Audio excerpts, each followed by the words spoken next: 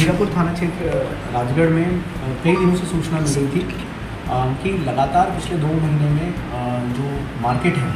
वहाँ पर जो कपड़ा व्यापारी या अन्य व्यापारी हैं उनकी दुकानों में सेंध डालकर रात में चोरी की जा रही है। इसमें वर्तमान में अभी 17 तारीख को भी पुनः घटना हुई थी,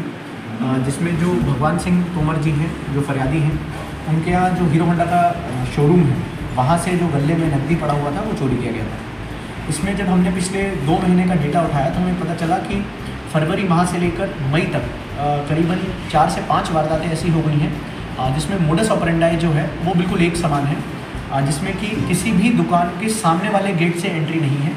और चोर के द्वारा ऐसी दुकानों को टारगेट किया जा रहा है जिसके जो पीछे के गेट रहते हैं या तो वो टीन के बने हुए हों या ऐसे गेट हों जिनमें काफ़ी समय से जंग लग गई हो।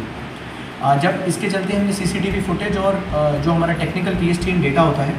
उससे एनालिसिस करना शुरू किया तो हमें 2 वारदातों के बीच में कॉमन नंबर्स मिले, जो कि वारदात से पहले जीरापुर और खिलचीपुर में एक्टिव रहते थे,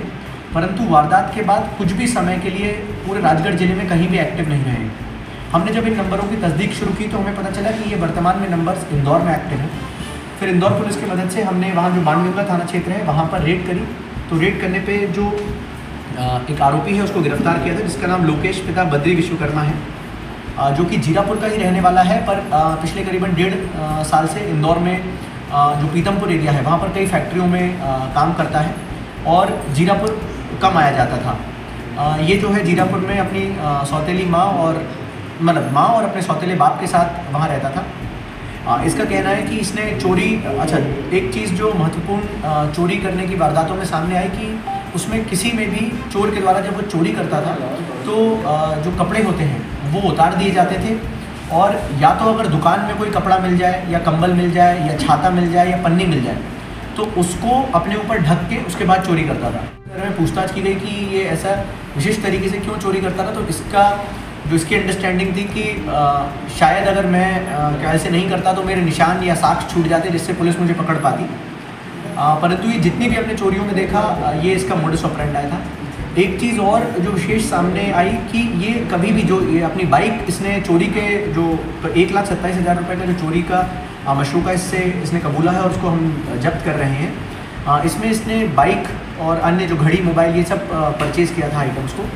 इसमें ये जब भी जीरापुर आता था ये हॉस्पिटल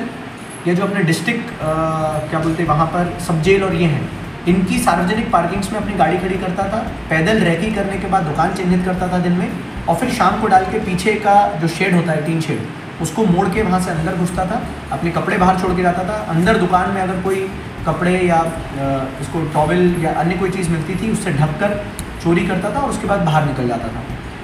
3 बड़ी चोरियों में जिसमें इसने 80,000, 20,000, 30,000 चुराए थे। उसके बाद ये इंदौर में रहता था। इंदौर में फिर जब इसके पैसे ख़त्म हो जाते थे तो वापस यहाँ पर आके ये चोरी को अंजाम देता था। जी क्या नाम है सर? इसका नाम है लोकेश पिता बद्री विश्वकर्मा, जो जीरापुर का ही है, बिजली ऑफिस के पीछे जीरापुर का है, परंतु वर्तमान निवासी बाणगंगा थाना क्षेत्र जो इंदौर में आता है वहाँ का अभी हाल निवासी है। जी इसकी गिरफ्तारी के लिए हमने इसकी लोकेशन वहाँ से मिली थी, फिर हमने लाके तस्दीक करी। तस्दीक करने के बाद फिर जब पूछताछ करने में हमें समझ में आया कि ये इस सब में इन्वॉल्व है और साक्ष्य इसके संबंध में मिले तो फिर इसको विधिवत गिरफ्तारी जो है इसकी थाना जीरापुर क्षेत्र से की गई है।